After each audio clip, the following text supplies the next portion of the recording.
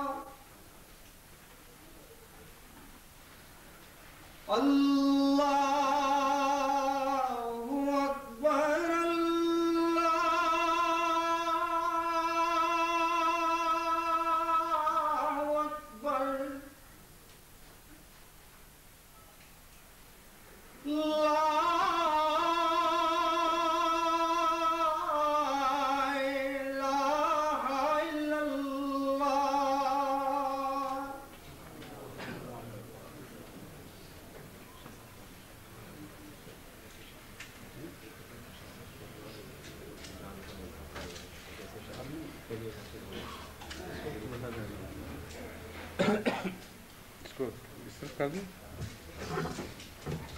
So sorry پیچھے ذرا سا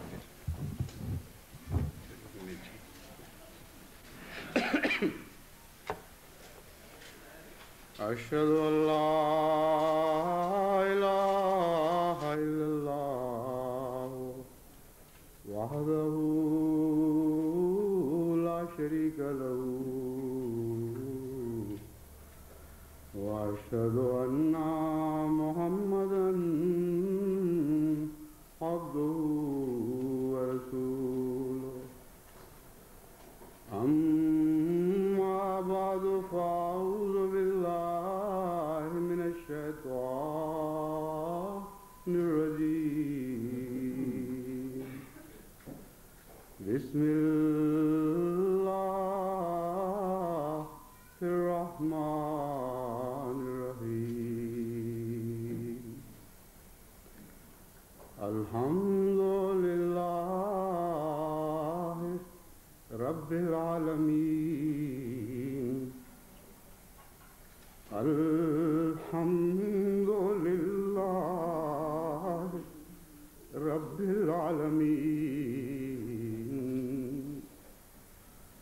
الحمد لله رب العالمين الرحمن الرحيم مالك يوم الدين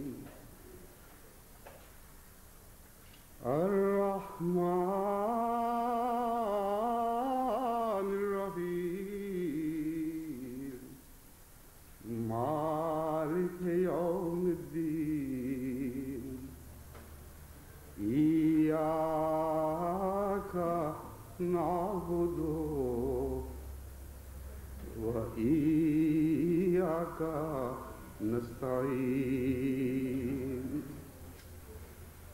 اهدنا الصراط المستقيم صراط الذين أنعمت عليهم غير المغضوب عليهم ولا الضالين.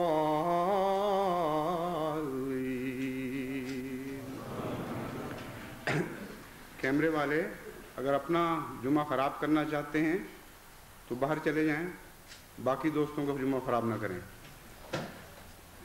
یہ چیز فائدے کی بجائے بدعت اور بد رسم کا موجب بن گئی ہے، اس کو بند کریں. آپ دوست بیٹھ جائیں جنہوں نے جمعہ پڑھنا ہے تو آرام سے بیٹھ کے جمعہ پڑھیں.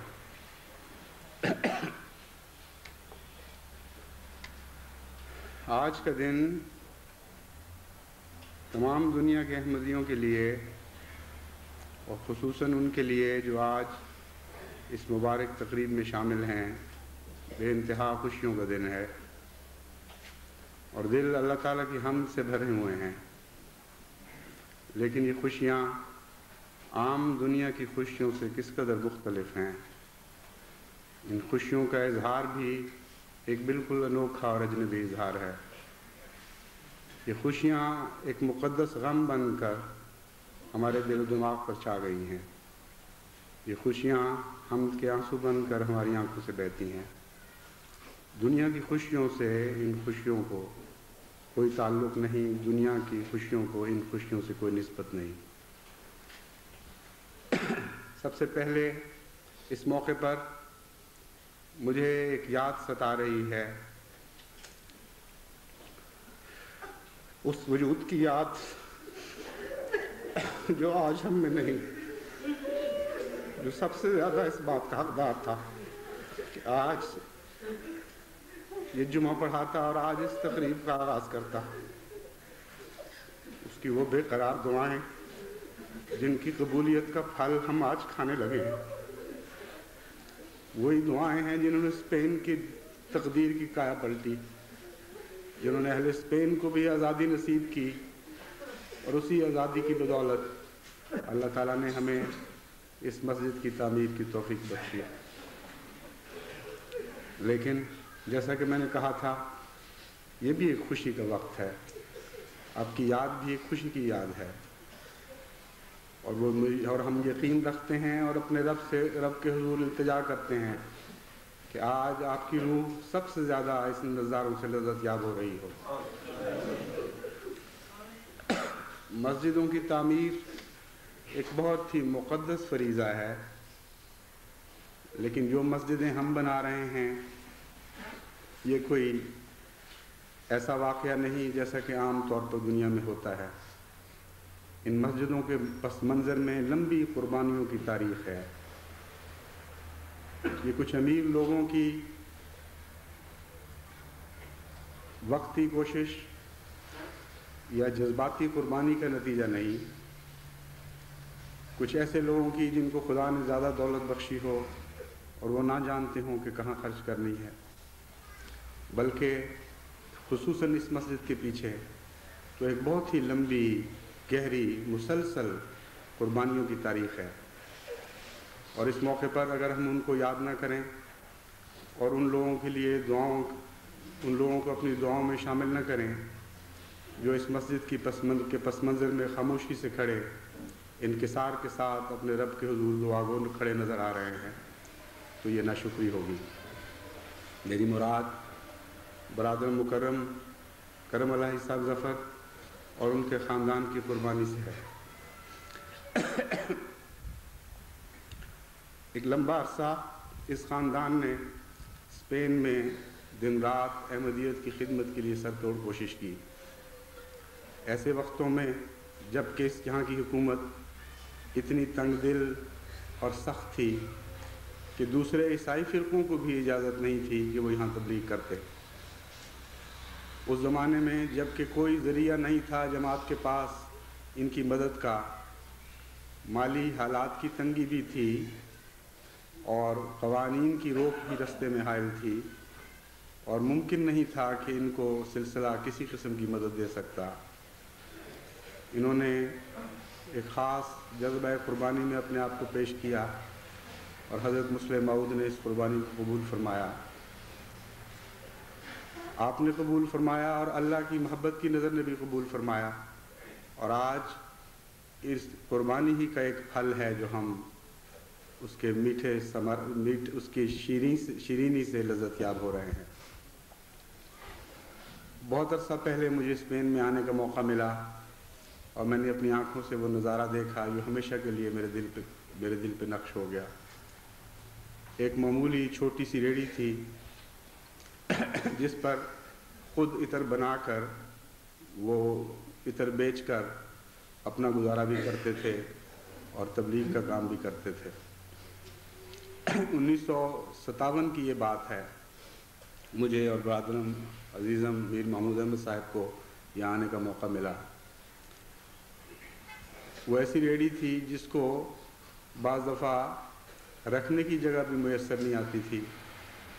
دشمنوں کو پتہ چلتا تھا تو وہ اس کو توڑ جاتے تھے۔ بعض رحم دل دکاندار بعض دفعہ ان کو جگہ دے دیتے تھے، پھر کچھ دیر کے بعد وہ جگہ چھوڑ کر کوئی اور جگہ تلاش کرنی پڑتی تھی۔ طریقِ تبلیغ یہ تھا کہ وہی عطر بیچ کر اپنا گزارا بھی کرتے تھے اور اس کے سے بچی ہوئی رقم اپنے خرچ سے وہ لٹریچر کے لیے پیش کیا کرتے تھے۔ ایسے وقت بھی آئے جب کہ ان کے گھر پر بھی حملے ہوئے۔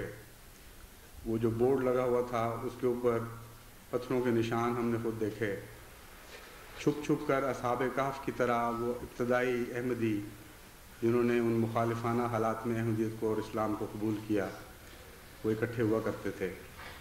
دشمن مخبری کرتے تھے تو لوگ حملہ کر کے آتے تھے اور وہ بڑی مصیبت اور بڑی مشکل سے اپنی عزتیں اور جانیں بچاتے تھے۔ عطر کے ساتھ انہوں نے ایک چھوٹا سا سپرے پمپ رکھا ہوا تھا۔ جب ہم وہاں پہنچے تو انہوں نے ہمیں بتایا کہ دیکھو اس طرح تبلیغ کرتا ہوں۔ پمپ سے سپرے کرتے تھے اور کچھ لوگ اکٹھے ہو جاتے تھے شوق اور تعجب میں۔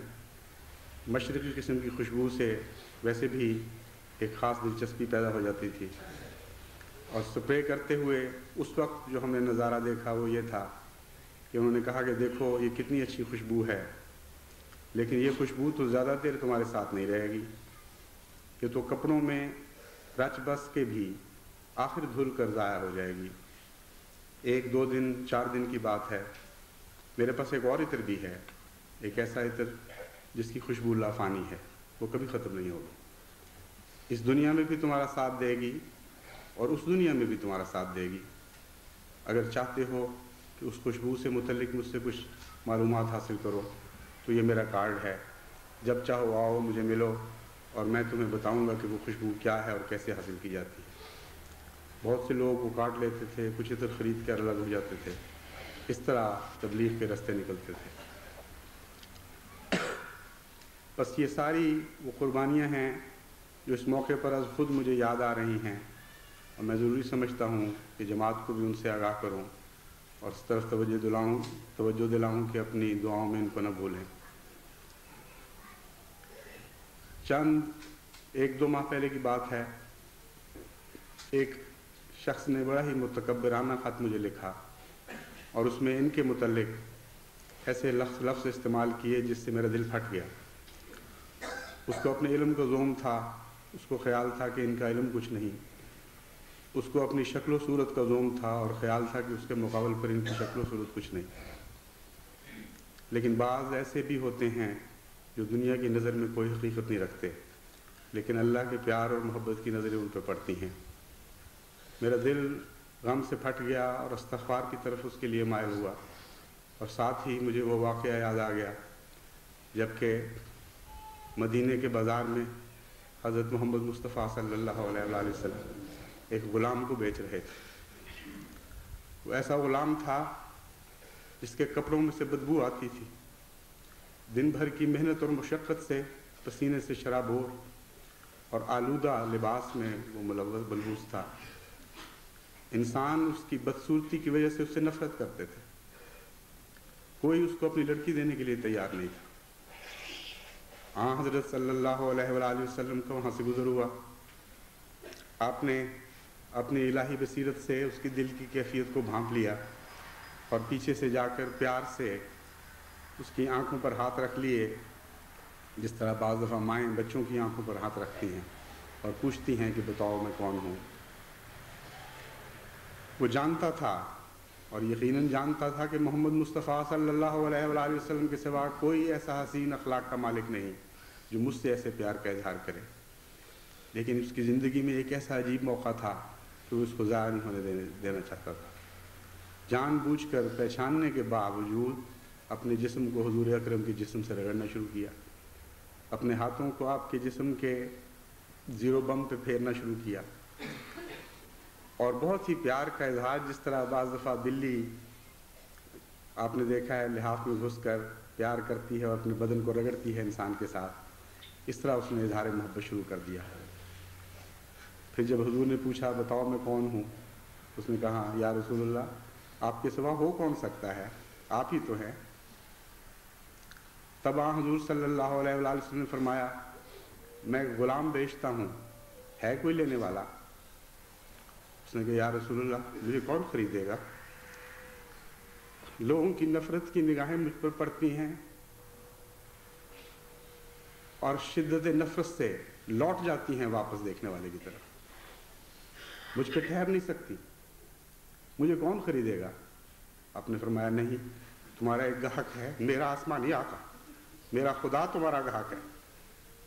بس بہت سے ایسے بھی ہوتے ہیں جو دنیا کی نظر میں کوئی حیثیت نہیں رکھتے، دنیا کی نگاہیں حقارت سے ان کو دیکھتی ہیں، تزدری اعینہم، جیسا کہ قرآن کریم فرماتا ہے، لیکن جنہوں نے اپنا سب کچھ خدا کے لیے پیش کر دیا ہو، اللہ کے پیار کی نگاہیں ان کو پڑا کرتی ہیں۔ بس ہمیں دعا کرنی چاہیے کہ اللہ کے پیار کی نگاہیں ان سب قربانی کرنے والوں کے دل پر پڑیں، ان کے چہروں پر پڑیں، ان کے جسم کو سے مس کریں، جنہوں نے کسی نہ کسی رنگ میں اسپین میں تبلیغ کی راہ میں قربانیاں پیش کی ہیں۔ ان کی اولاد بھی ساری اسی رنگ میں رنگی ہوئی ہے خدا کے فضل سے، انتہائی انکسار کے ساتھ خدا کی راہ میں مٹی ہو کر انہوں نے خدمت کی۔ بیٹے کیا اور بیٹیاں کیا، ماں کیا اور باپ کیا، سارا خاندان لگا ہوا ہے۔ کسی نے ایک لفظ نہیں کہا کہ ہماری اتنی خدمتیں ہیں، ہمیں کیوں نمایاں مقام نہیں دیا گیا، ہم سے کیوں یہ سلوک نہیں کیا گیا۔ یہ وہ جذبہ ہے، یہ وہ روح ہے جو واقفین میں ہونی چاہیے، اور ہمیں دعا کرنی چاہیے کہ اللہ تعالیٰ اس روح کو ہر واقف کے دل میں زندہ کر دے، اور جگہ جگہ بستی بستی ہمیں اس قسم کی روح کے واقفین میسر ہوں، کیونکہ کام بہت ہے اور آدمی تھوڑے ہیں، طاقت بہت کم ہے، مقابل پر دشمنوں کی تعداد کیا اور ان کی مالی قوتیں کیا اور ان کی سیاسی قوتیں کیا، بے انتہا ایسی ناقابل عبور چوٹیاں نظر آتی ہیں پہاڑوں کی، جن کا سر کرنا انسان کے بس میں نظر نہیں آتا۔ پھر میں اسی سلسلے میں دعا کی تحریک کرتا ہوں اپنے بھائی عزیزم میر محمود احمد صاحب اور ان کی بیگم کے لیے بھی، اپنی ہمشیرہ عزیزہ امت المتین کے لیے۔ انہوں نے بھی دن رات بے حد محنت کی۔ جب یہ آئے تو اس گھر میں صرف ایک ڈھانچہ سا کھڑا تھا اور بے حد محنت کی ضرورت تھی، بہت سے کاموں کی ضرورت تھی۔ میری ہمشیرہ نے مجھے بتایا کہ جس دن رات 3 بجے मुझे सोने का मौका मिलता था तो मैं शुक्र करती थी अल्लाह ताला का और समझती थी कि जल्दी सोना नसीब हो गया। खामोशी के साथ लंबी मेहनतें की हैं इन लोगों ने। फिर इंग्लिस्तान की जमात है, शेख मुबारक अहमद साहब, उनके साथी वहाँ से आते रहे। बेहद कोशिश हुई है इसके पीछे, और दुनिया को तो सिर्फ एक इमारत नज़र आती है खड़ी हुई, और समझते हैं कि एक ऐसी मस्जिद है जैसी सैकड़ों हज़ारों दुनिया में बन रही हैं, मगर ऐसी मस्जिद नहीं। ऐसे आंसू किस मस्जिद को नसीब हुए हैं जैसे इसको नसीब हुए हैं। ऐसी कुर्बानियाँ किसके पस मंज़र में जलवागर हैं जैसे इस मस्जिद के पस मंज़र में जलवागर। हरगिज़ दुनिया की मसाजिद को इस मस्जिद से कोई निस्बत नहीं। इन दुआओं के साथ मेरा जहन अहले मगरिब की तरफ भी मुंतकिल होता है, जो दुआओं के बहुत मोहताज हैं। हकीकत यह है कि एक मस्जिद से कुछ नहीं बनेगा, बस्ती बस्ती मस्जिद बनाने की ज़रूरत है, करिया करिया अज़ानें देने की ज़रूरत है, खुदा का नाम बुलंद करने की ज़रूरत है। इतना शिरक फैला हुआ है, इतनी तबाही मचाई हुई है कुफ्र ने कि इंसान महव हैरत रह जाता है कि आजकल का बाशऊर इंसान इतना भी गिरावट में मुलव्वस हो सकता है। हज़रत सल्लल्लाहु अलैहि वसल्लम ने जो अपनी पेशगोई में इस कौम को ऐसे दज्जाल के तौर पर बयान फरमाया जिसकी दाईं आँख अंधी और बाईं आँख रोशन है, इससे बेहतर फसाहत और बलागत का एक जुमला तसव्वुर में नहीं आ सकता, जिसने इन कौमों की सारी तस्वीर खींच के रख दी है। एक तरफ दुनिया की आँख है तो इतनी तेज़ नज़र है कि पाताल की खबर लाती है, और दूसरी तरफ दीन की आँख है जो इतनी अंधी है कि जगह जगह शिरक का गहवारा बना हुआ है। खुदा की इबादत ही एक इबादत है जिससे ये गाफिल हैं, बाकी हर दूसरी चीज़ की इबादत हो रही है। लहव व लाभ की इबादत हो रही है, बुतों की इबादत हो रही है, फिस्क व फजूर की इबादत हो रही है, झूठ की इबादत हो रही है, दजल की इबादत हो रही है। सिर्फ एक खुदा है जिसकी इबादत नहीं हो रही। तो इन सब की तकदीर बदलनी है। एक मस्जिद तो काफ़ी नहीं, और फिर एक ऐसी मस्जिद से किस तरह तकदीर बदली जाएगी जिसके लिए नमाजी पैदा ना हो। बेइंतहा काम की ज़रूरत है, बेइंतहा कुर्बानियों की ज़रूरत है, बेहद वाक़फ़ीन की ज़रूरत है, बेहद माली क़ुव्वत की ज़रूरत है। और हम जब अपने ऊपर नज़र करते हैं तो बहुत ही कमज़ोर और हक़ीर और बेबस अपने आप को पाते हैं। यूरोप के दौरे में इन ख़यालात में मगन होते हुए मैं सोचता रहा और मेरी फ़िक्र बढ़ती गई। इन मानों में नहीं कि मुझे मायूसी की तरफ ले जाए, बल्कि इन मानों में कि दुआ की तरफ और भी ज़्यादा माइल करती रही, क्योंकि मैं जानता था ये सारी मुश्किलात एक तरफ, लेकिन हमारे रब की एक नज़र एक तरफ, वो इन सब मुश्किलात को खसो खाशाक की तरह उड़ा सकती है। वो इस तरह गायब कर सकती है जैसे रोशनी के साथ अंधेरे गायब हो जाते हैं और उसमें किसी कोशिश का दखल नज़र नहीं आता। इसलिए दुआओं की तरफ तवज्जो बढ़ती रही, लेकिन साथ ही मैंने बड़े गम और दुख के साथ ये महसूस भी किया कि जमात में अभी पूरी तरह उस कुर्बानी का वो एहसास नहीं जो इन मुश्किलात के मुकाबले पर होना चाहिए। बहुत सी जगह बहुत कोशिश और मेहनत के साथ फहरिस्तें तैयार करवाई गई, चंदा दहंदगान की तजनीद करवाई।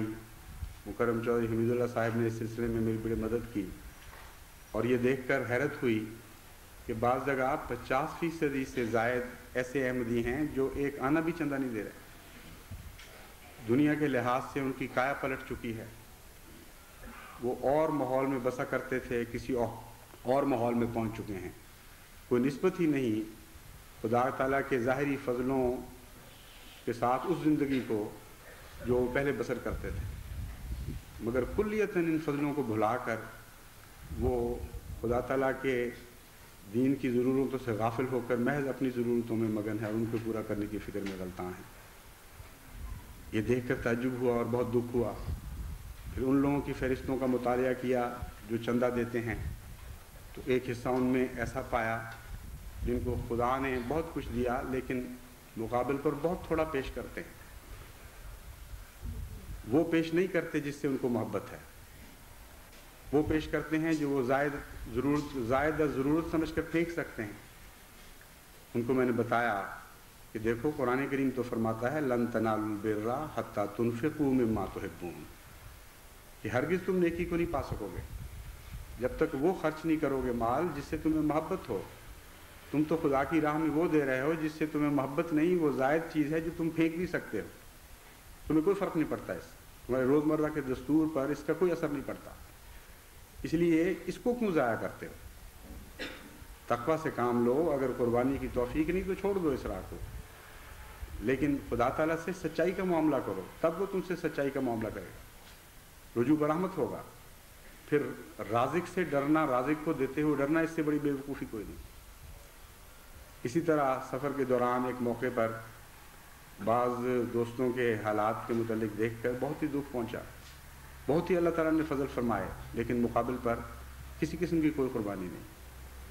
اس پر مجھے وہ واقعہ یاد آ گیا، ہمارے ایک سی ایس پی کے افسر ہوا کرتے تھے مسعود کھدر پوش، انہوں نے واقعہ سنایا کہ ایک دفعہ وہ مصر گئے تو قاہرہ میں ایک جنازہ جا رہا تھا، اور جنازے کے ساتھ صرف 4 آدمی جنہوں نے اس جنازے کو اٹھایا ہوا تھا، اور دیکھنے میں وہ بوجھل جنازہ معلوم ہوتا تھا، چنانچہ بہت ان کے دل میں ہمدردی پیدا ہوئی ان کے لیے، اور ایک شخص کو جا کر انہوں نے ہٹا کر کندھا دینے کی کوشش کی، انہوں نے زور مارا، وہ آگے سے دھکے دینے لگا ان کو، اور یہ بڑے متعجب کہ میں تو اس کی مدد کرنا چاہتا ہوں لیکن یہ سنتا ہی نہیں۔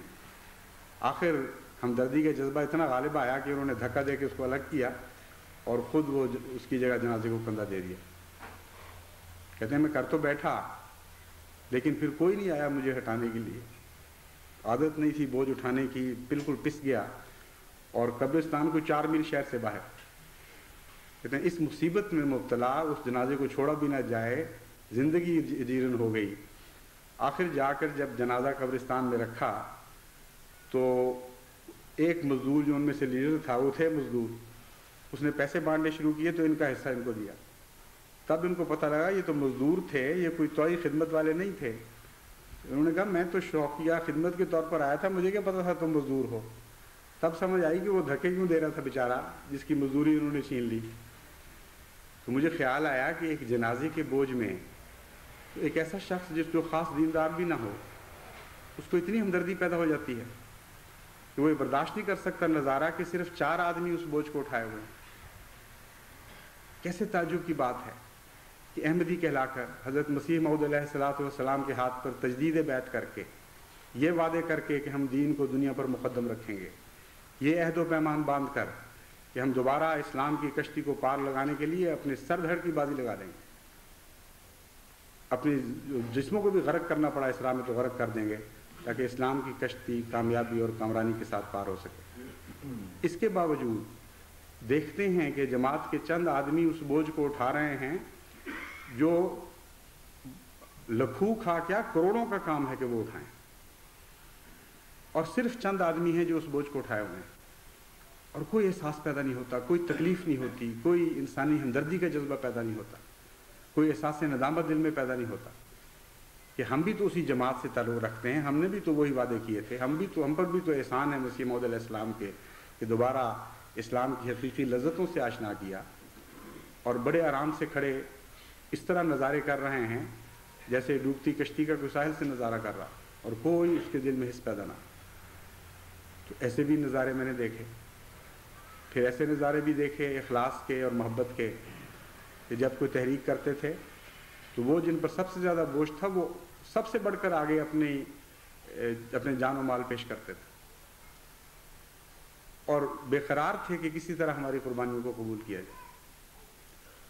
وہی ہیں اصل احمدیت کی روح، وہی ہیں جن کی دعائیں قبول ہوتی ہیں، وہی ہیں جن کی تمنائیں خدا کے حضور پایا قبولیت میں جگہ پاتی ہیں۔ انہی کے برتے پر آج احمدیت کی کشتی جاری ہے، انہی کے سر پر یہ سفر قافلہ اختیار کر رہا ہے، اور وہ بہت تھوڑے ہیں۔ دوست مجھ سے پوچھتے تھے کہ بتاؤ ہم کیا پیش کریں، کس طرح پیش کریں، اور کیا چاہیے اس سلسلے کے لیے۔ میں ان سے کہتا تھا ابھی نہیں۔ بعض دفعہ مجلس شورا میں گفتگو ہوئی تو بے قرار ہو کے لوگوں نے پوچھا کہ بتائیں ہم حاضر ہیں، جو چاہتے ہیں دیں گے۔ اس کے علاوہ انہوں نے بھی پیش کیا جن سے پوچھا بھی نہیں گیا۔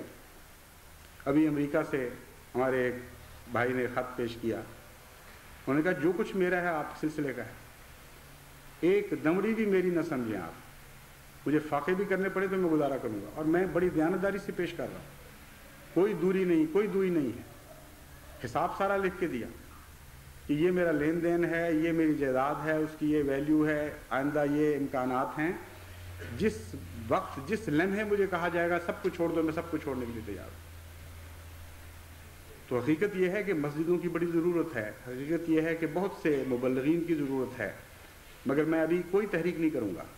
میں نے فیصلہ کیا ہے کہ جب تک اپنے کمزور بھائیوں کو ساتھ ملنے کا موقع نہ دیا جائے ہم ابھی آگے نہیں بڑھیں گے۔ ظلم ہوگا ان پر جو محروم رہ جائیں اور قافلہ کہیں کا کہیں نکل جائے ان کو چھوڑ کر۔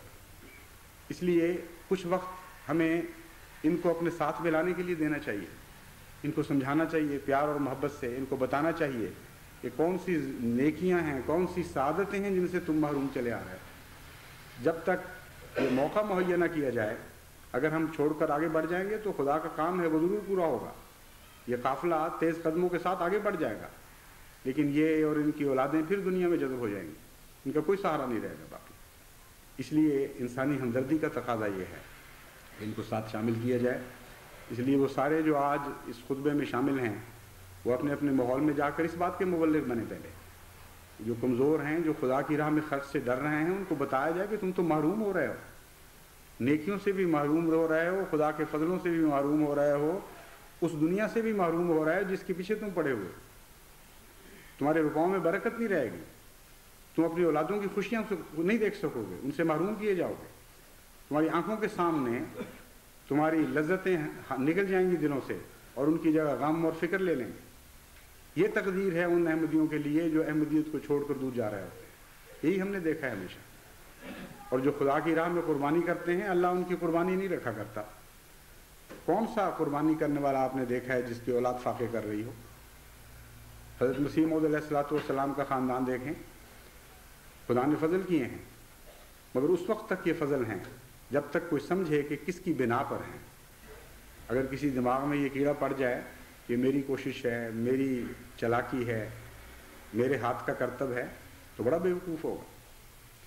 یہ ان چند روٹیوں کی طفیل مل رہا ہے جو مسیح موعود نے خدا کی راہ میں قربان کی تھی۔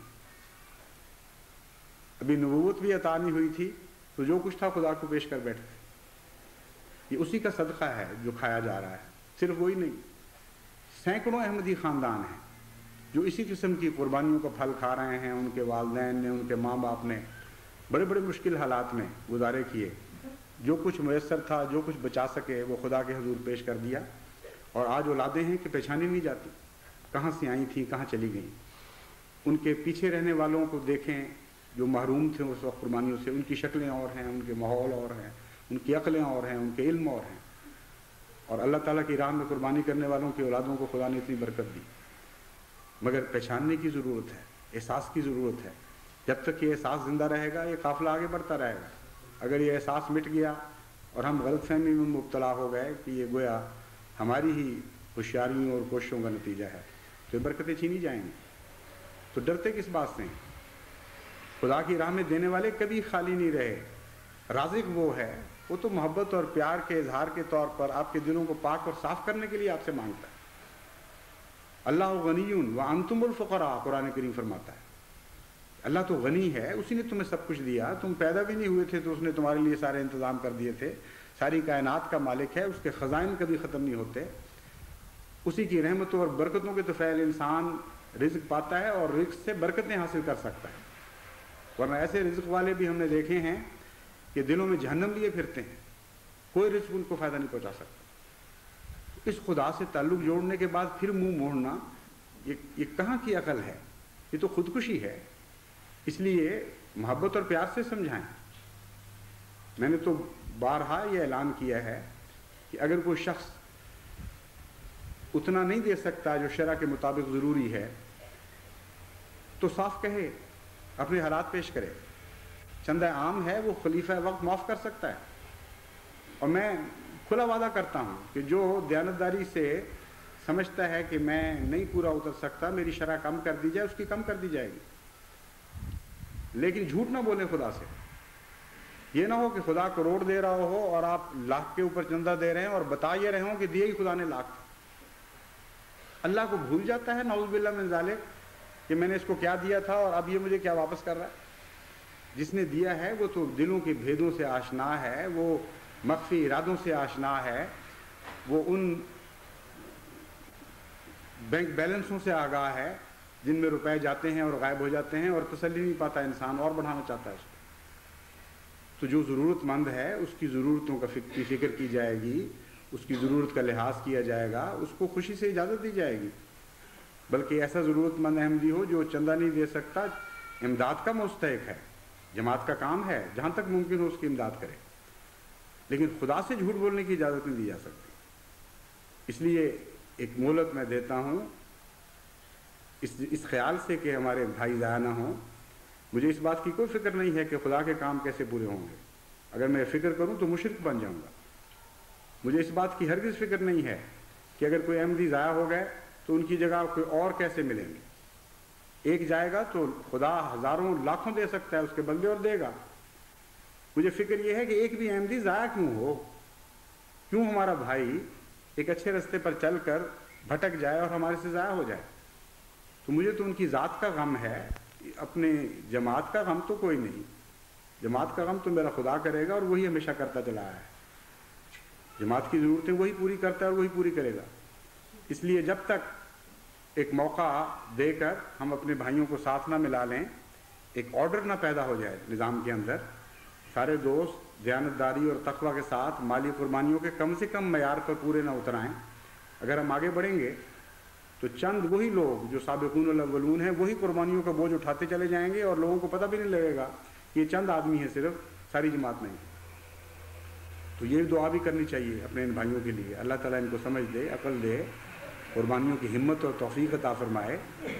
ہماری باتوں میں تو کوئی اثر نہیں، جب تک خدا نہ دلوں کو بدلے کوئی نہیں بدل سکتا. تو ان کے لیے دعائیں کریں اور بہت دعائیں کریں. جہاں تک اس مسجد کی آبادی کا تعلق ہے، میں آخری بات آپ سے یہ کہنی چاہتا ہوں کہ جب سے میں اسپین آیا ہوں ایک عجیب دل کی کیفیت ہے. خوشیاں تو بہت ہیں مگر جیسا کہ میں نے کہا تھا، وہ خوشیاں غم میں ڈھلی ہوئی خوشیاں ہیں. یہ عجیب و غریب بات ہے، آنکھوں سے بہنے والی خوشیاں ہیں. میں سوچتا ہوں کہ مسجد تو ہم بنائیں گے، اس کی آبادی کیسے ہوگی؟ اتنی مدت ہو گئی اسپین میں کام کرتے ہوئے، احمدی بھی ہوئے، لیکن ابھی تک ہم اتنی تعداد میں احمدی نہیں بنا سکے کہ ایک احمدیہ جماعت اتنی مضبوط اور تعداد میں اتنی کثیر پیدا ہو جائے کہ وہ اپنے معاشرے کی حفاظت کر سکے. معاشرے کی حفاظت کے لیے ایک معقول تعداد کا ہونا ضروری ہے، ورنہ اکیلا احمدی اگر ہو تو وہ ماحول میں واپس جذب ہو جایا کرتا ہے. یہ قانون قدرت ہے جس کو آپ توڑ نہیں سکتے. اس لیے رفتار کا اتنا بڑھنا ضروری ہے کہ کم سے کم ضروری تعداد مہیا ہو جائے جو اقدار کی حفاظت کرتی ہے. اور اس تعداد کی بنا پر آگے بڑھنے کا سوال پیدا ہوتا ہے. انقلاب پیدا کرنے کے لیے بھی ایک کم سے کم مقدار کی ضرورت ہوتی ہے. یہ تو ہر دنیا کے آدمی کو پتہ ہے کہ ایٹم بم کو پھاڑنے کے لیے بھی کم سے کم ایک وزن کی ضرورت ہے. اس سے کم ہو تو وہ طاقت ضائع ہوتی چلی جاتی ہے، وہ چین ریئیکشن پیدا نہیں ہو سکتا. اس لیے اس چین ریئیکشن کے لیے جتنی تعداد میں احمدیوں کی ضرورت ہے وہ ابھی تک ہمیں مہیا نہیں ہو سکی. کیسے ہوگی؟ اتنا شرک ہے، اتنا ماحول پر دنیا کا اثر ہے، دہریت گھر گھر میں داخل ہو رہی ہے، سیاسی توجہات نے عقلوں کو اور ذہنوں کو غلط سمتوں میں مائل کیا ہوا ہے. معاشرے کی آزادیاں، دنیا کی لذتیں، یہ سارے بت چاروں طرف سے ان سوسائٹیوں کو گھیرے ہوئے ہیں. تو بہت فکر پیدا ہوتی ہے کہ اے خدا اس مسجد کی آبادی کا تو انتظام کر. میں تو یہی کرتا رہا ہوں جہاں بھی گیا ہوں، دیکھ کر ایسی بے بسی کا احساس ہوا ہمیشہ. اور پھر میں نے عرض یہی کی کہ اے خدا اگر توفیق ہوتی تو بس سجدے کرتے ہوئے ان راہوں پر چلتا، میں تیرے حضور خاک ہو کر مٹ جاتا یہاں. اے خدا تو نمازی بخش، تو عبادت کرنے والے عطا فرما، کیونکہ خالی مسجدیں بنانا تو کوئی کام نہیں جب تک یہ مسجدیں خالص عبادت کرنے والوں سے نہ بھر جائیں. لیکن ہمارے اندر کوئی طاقت نہیں ہے میرے رب. آپ بھی یہ دعائیں کریں جب تک یہاں ہیں. اسپین کی مٹی کو اپنے آنسوں سے تر کریں. اتنے آنسو بہائیں کہ خدا کی تقدیر کی بارش، رحمتیں بارش کی طرح برسنے لگے اس ملک کو. ہر آنسو سے وہ روحیں پیدا ہوں جو اسلام کے لیے ایک انقلاب کا پیغام لے کر آئیں. ہر آنسو سے ابن عربی نکلیں، ہر آنسو سے ابن رشد پیدا ہو. آج ایک ابن عربی کا کام نہیں ہے، آج تو قریہ قریہ بستی بستی میں ابن عربی کی ضرورت ہے. اس لیے یہ کام نہ آپ کے بس میں ہے نہ میرے بس میں ہے، صرف ہمارے آقا ہمارے رب کے بس میں ہے. اور ہمارے بس میں صرف آنسو بہانا ہے، اور یہ ہمیں ضرور کرنا ہوگا پوری گریہ وزاری کے ساتھ، انتہائی عاجزی کے ساتھ اور انکساری کے ساتھ. روئیں خدا کے حضور، اور جب قطرے ٹپکیں زمین پر تو دعا کریں کہ اے خدا ان قطروں کو ضائع نہ ہونے دینا. ہر قطرے سے برکتیں پیدا ہوں، ہر قطرے سے وہ روحانی وجود نکلیں جو اسپین کی تقدیر کو بدل دیں. اس سے زیادہ ہم کچھ نہیں کر سکتے، ہم عاجز انسان ہیں، ہماری طاقت ہمارے بس میں ہے کیا. اللہ تعالیٰ ہمیں توفیق عطا فرمائے.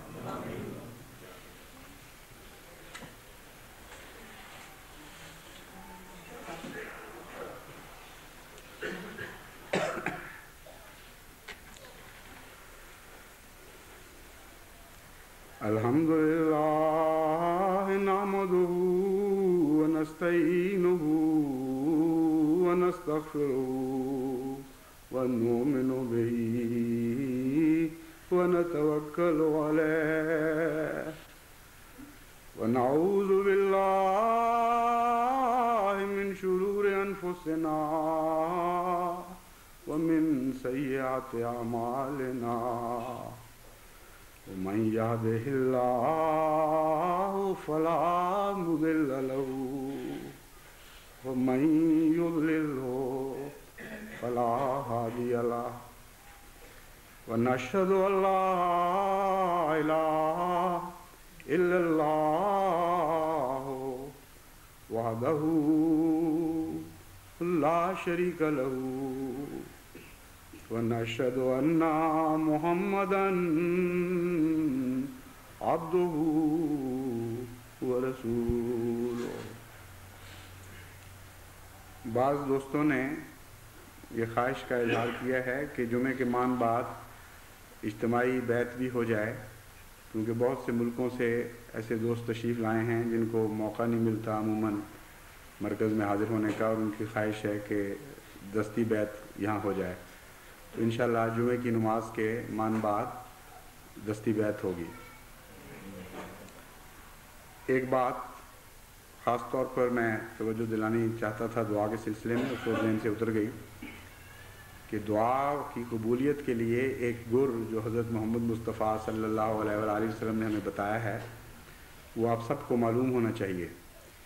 طبعاً تو یہی ہوتا ہے عموماً، لیکن کانشیسلی باشعور طور پر ہر احمدی کے ذہن میں یہ بات حاضر رہنی چاہیے کہ حضور صلی اللہ علیہ وآلہ وسلم نے فرمایا کہ دعا کی قبولیت کا ایک راز تمہیں بتاتا ہوں، پہلے خوب اپنے رب کی حمد کرو، اس کی محبت کے گیت گاؤ، اور پھر مجھ پر درود بھیجو، اس لیے کہ آپ خدا کو سب سے زیادہ پیارے ہیں. اور یہی چیز ہے جو فطرتاً بھی ہمیں نظر آتی ہے. آپ نے دیکھا ہوگا جو ہوشیار فقیر ہیں وہ ماؤں سے بعض دفعہ ماؤں سے بھی بڑھ کر بچوں کو دعائیں دیتے ہیں، جانتے ہیں کہ ایسی محبت ہے کہ یہ بچوں کی محبت کی وجہ سے مجبور ہو جائیں گے ہمیں کچھ ڈالنے کے لیے. تو حضرت صلی اللہ علیہ وآلہ وسلم کیسے عارف باللہ تھے، خوب جانتے تھے ان رازوں کو. تو آپ نے فرمایا کہ دعائیں قبول کروانا چاہتے ہو تو مجھ پر درود بھیجا کرو ساتھ، پہلے حمد کرو اللہ کی، وہ اول ہے، پھر مجھ پر درود بھیجو، پھر جو مانگو خدا قبول فرمائے گا. تو اسی طریق کو اختیار کیا جائے. حضرت صلی اللہ علیہ وآلہ وسلم نے ایک بچے کو جب یہ سمجھایا تو اس کے بعد وہ نماز پڑھنے کے بعد بیٹھا، اس نے دعائیں کیں، حمد کی اور پھر درود بھیجے. تو وہ خود روایت کرتے ہیں کہ میں نے دیکھا کہ حضرت صلی اللہ علیہ وآلہ وسلم کا چہرہ تمتما اٹھا خوشی سے، اور دیکھ کر پیار سے مجھے دیکھتے ہوئے فرمایا بچے ٹھیک کر رہے ہو، ٹھیک کر رہے ہو، ٹھیک کر رہے ہو. یہی طریق ہے دعاؤں کا. تو آپ بھی دعاؤں میں یہ بات نہ بھولنا کہ حمد کے ساتھ ہی بے اختیار دل سے درود کے چشمے بھی پھوٹ پڑے، تاکہ ناممکن ہو جائے اللہ تعالیٰ کی رحمت کے لیے ان دعاؤں کا رد کرنا.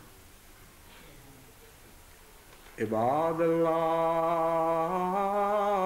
رحمکم اللہ ان بالعدل والإحسان وإيتاء ذي القربى وينهى عن الفحشاء